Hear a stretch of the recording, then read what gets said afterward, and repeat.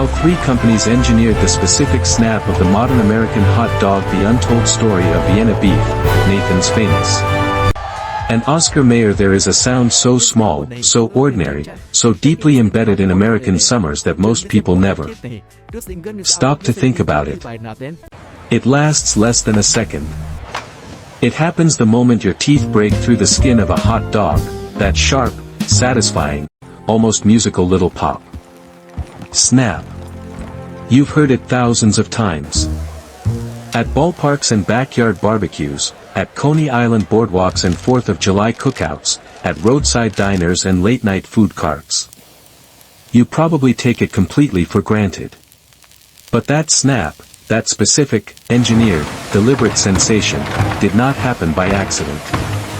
It is the result of over a century of competition, immigration, industrial innovation, and obsessive culinary craft carried out by three very different companies in three very different American cities.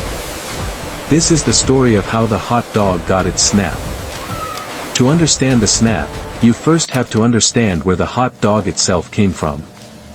In the mid-1800s, waves of German immigrants began pouring into American cities, and they brought their sausage traditions with them.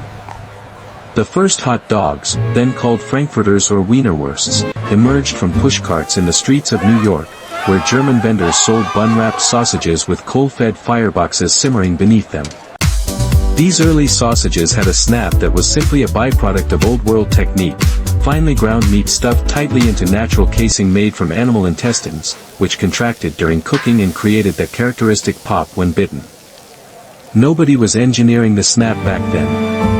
It was just what sausages did when you made them the traditional way. The snap was, in those early years, an accident of craftsmanship rather than a goal in itself. That was about to change, and the first company to change it was born in 1893, not in a deli or a butcher shop, but at a World's Fair. The year was 1893, and the city of Chicago was hosting the World's Columbian Exposition, one of the most spectacular events in American history. 27 million people passed through its gates. The zipper was invented there. The Ferris wheel debuted there.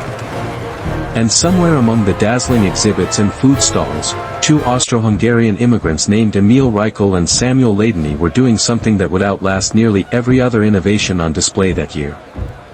They were selling sausages. Reichel and Ladeny brought their family Frankfurter recipe straight from the old world, all beef, seasoned with a secret blend of spices, and stuffed into natural sheep casing the way their ancestors had done it for generations in Vienna, Austria. The name of their city, Wien in German, Vienna in English, was synonymous with quality sausage making across Europe. So they named their company Vienna Beef, as a direct promise of that old world standard, and the crowds at the World's Fair responded with immediate enthusiasm. The hot dogs were a sensation. Within a year, Reichel and Ladeny had opened their own store in Chicago. Within a few years after that, they were distributing their sausages to restaurants and groceries across the city. What made Vienna Beef different from the very beginning was an almost religious commitment to the natural casing. While other producers experimented with cheaper and more convenient alternatives, Vienna Beef held firm. Their franks were stuffed into pig or sheep intestines, smoked with real hickory wood, and cooked in a way that created a firm, snappy outer shell containing all the juices of the seasoned beef inside. When a Chicagoan bit into a Vienna beef frank, the casing resisted for just a moment, and then gave way with a clean, audible pop that released a burst of savory flavor. That snap became Vienna Beef's signature, their identity, eventually even their marketing slogan. They called themselves the snappiest dog in town. And for anyone who grew up in Chicago, that snap wasn't just a texture. It was a memory, of childhood summers, of ball games, of street festivals, of the particular pleasure of a hot dog eaten standing up on a sidewalk in July. The snap meant something. Vienna Beef protected it fiercely. Decades later, when the company moved its production facility to a new factory on Chicago's North Side in 1972, the hot dogs that came out of the new building were wrong.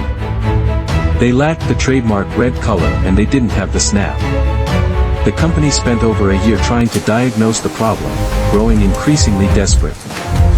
Finally, the answer came from a retired worker named Irving, who explained over drinks one evening that at the old plant, he used to cart the raw hot dogs through several warm rooms on the way to the smokehouse. In the new facility, the sausages went directly from cold storage into the smoker. It turned out the dogs needed to be gently warmed before smoking to develop both the color and the snap.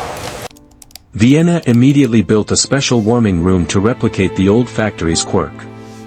They had discovered something fundamental: the snap wasn't just about the casing. It was about the entire process, and every detail mattered. While Vienna beef was perfecting its snap in Chicago, a different kind of hot dog story was unfolding 600 miles away on the shores of Coney Island in Brooklyn, New York. The year was 1912, and a young Jewish-Polish immigrant named Nathan Handwerker had just arrived in New York City with almost nothing to his name. He found work as a dishwasher, scraped together what he could, and eventually landed a job slicing buns at a hot dog restaurant called Feltman's German Gardens, one of the most popular eating establishments on Coney Island, where customers were charged 10 cents for a Frankfurter.